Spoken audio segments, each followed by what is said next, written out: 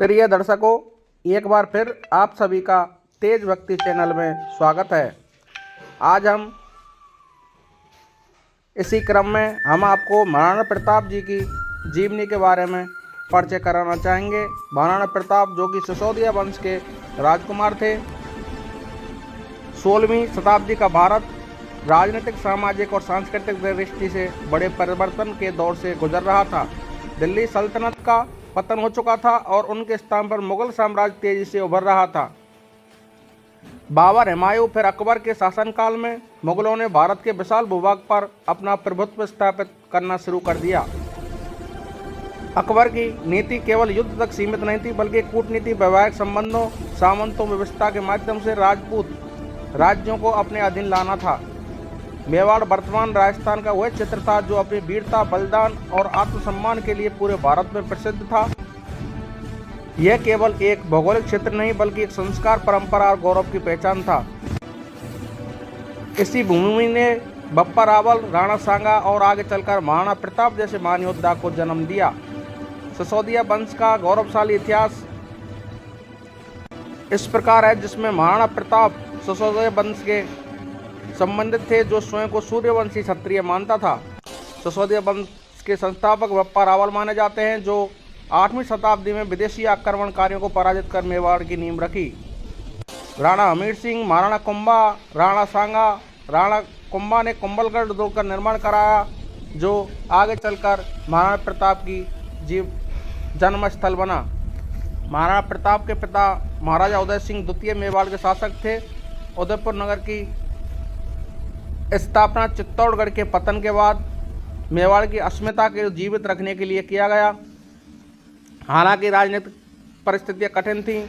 महाराणा प्रताप जी का जन्म 9 मई 1540 ईस्वी को कुंभलगढ़ किले पर हुआ। उनका पूरा नाम प्रताप सिंह था।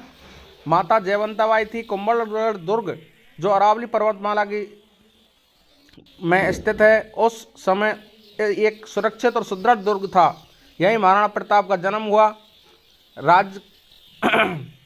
महाराणा प्रताप की माता जयवंताबाई अत्यंत धर्मपरायण, साहसी और नीति कुशल महिलाएं थी। उन्होंने बालक प्रताप को सत्य और धर्म का मार्ग, अन्याय के विरुद्ध खड़े होने का साहस, आत्मसम्मान का महत्व सिखाया। ऐसा माना जाता है कि जयवंताबाई बचपन से ही प्रताप से कहा करती थी, बेटा मेवाड़ की धरती पर जन्म लिया है तो जीवन स्वतंत्र ही जीना। बाल्यकाल और प्रारंभिक संस्कार में प्रताप बचपन में सामान्य राजकुमारों से अलग था। उनकी शिक्षा, शारीरिक प्रशिक्षण, तलवारबाजी, भाला, धनुष विद्या, घुड़सवारी, युद्ध कौशल कम उम्र में ही प्रताप सिंह में भारी हथियार उठाने लगे थे। कहा जाता है उनका शरीर अत्यंत बलशाली, कद लंबा था।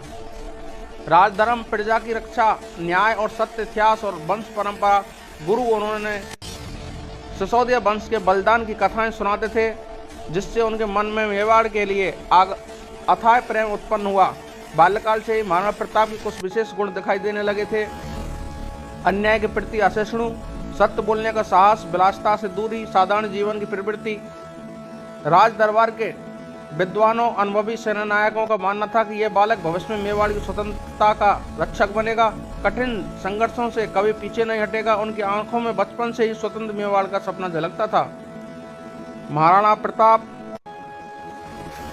का जन्म, बाल्यकाल केवल एक राजकुमार की कहानी नहीं है, बल्कि यह उस संस्कार, संघर्ष और स्वाभिमान की कहानी है जिससे आगे चलकर भारत को एक अमर नायक दिया है। महाराणा प्रताप ने आगे चलकर